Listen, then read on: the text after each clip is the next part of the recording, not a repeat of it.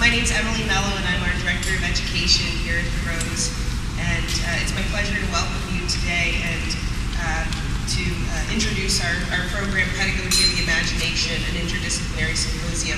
This is the second annual Pedagogy of the Imagination, and I really enjoyed our program last year, and I know many of you did too. And I believe you'll enjoy the engaging presentations tonight as well. I know many of you may be wondering about what the state of the Rose is, so without taking away from what we're here to talk about tonight, I thought I would just clarify a few things.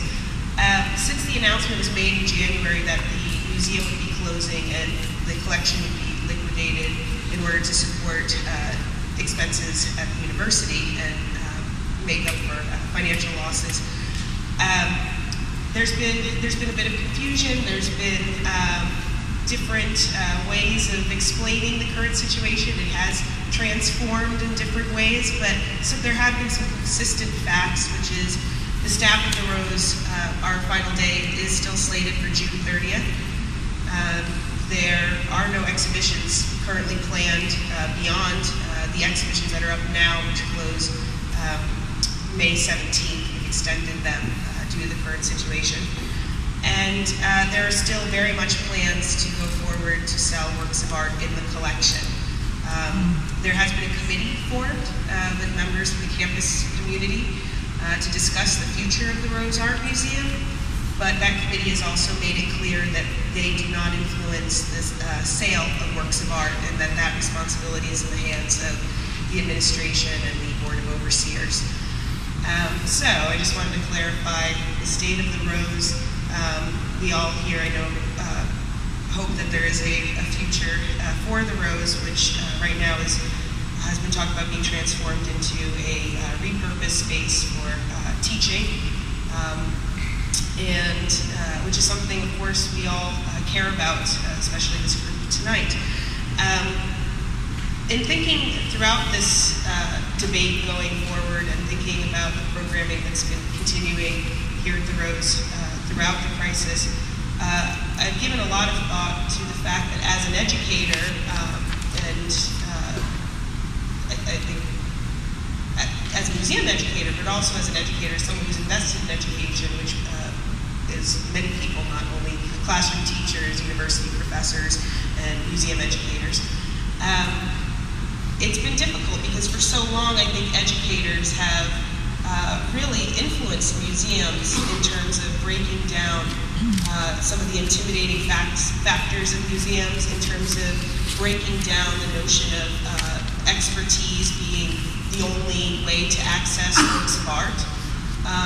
I think that through this crisis I've actually strengthened the feeling that I do believe that there are people who have committed their lives and their study to works of art and to making works of art and to the act of educating. And there are many talented people who have given it a lot of thought, and I do respect their expertise, and I do believe that there's a reason why there are people who devote their lives to working in museums. On the other hand, I also love the fact that so many people are invested in both education and in art, and that art means so many different things to so many different people.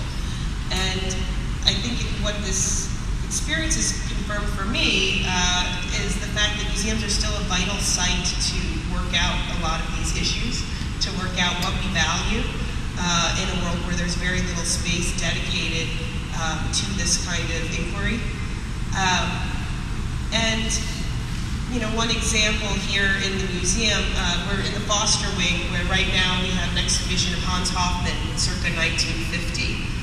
Hans Hofmann in 1950 joined a group of artists who were later deemed the Erasmus because they wrote a letter to the Metropolitan Museum of Art, a letter of complaint and protest because the Metropolitan Museum of Art did not include the contemporary artists of the time, the avant-gardists of the time, in an exhibition of a juried exhibition at the time.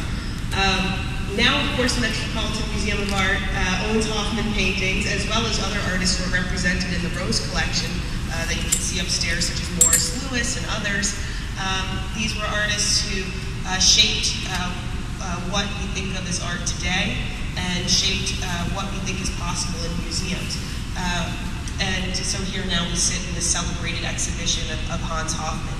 And we can come to this exhibition and we can criticize it, we can talk about what we would rather see in a museum, and we can help shape museums in the future as artists, as educators, as museum professionals, as curators, as directors.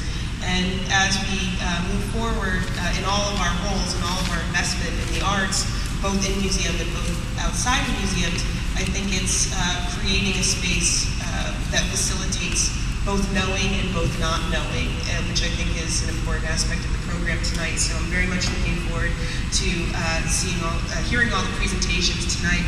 Michael Rush regrets that he could not be here this evening, and he was looking forward to it. And I also want to thank Dirk Roosevelt, as well as Mark Auslander, Andres Teuber, the students who are presenting tonight, and other contributors from often on campus for these wonderful presentations and for always utilizing the space at the museum to create a space for wonder, a space for knowing and for not knowing. So thank you.